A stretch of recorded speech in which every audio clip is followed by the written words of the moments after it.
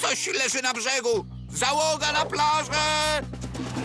Stało się coś, Czachuś? O co chodzi? Gazu!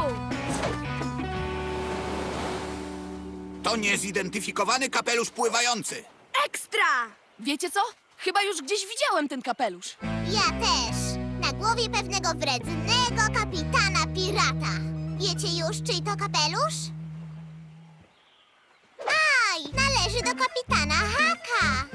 O, ale co on robi na naszej plaży bez swojego właściciela? Może Hak go po prostu zgubił.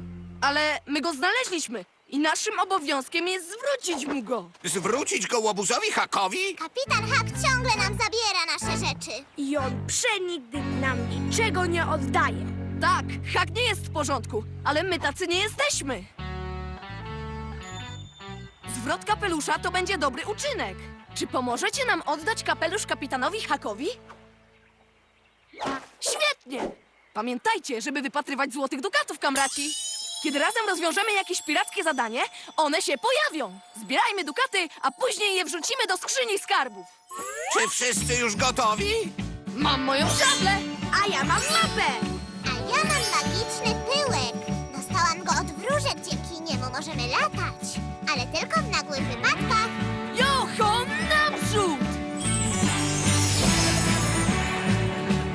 Naprzód śmiało już czas. Świat przygody, skarbów, świat czeka nas. Naprzód! Hej ho, wiesz już kto ten świat odnaleźć ma. Jake i piraci z Nibelandii i ja.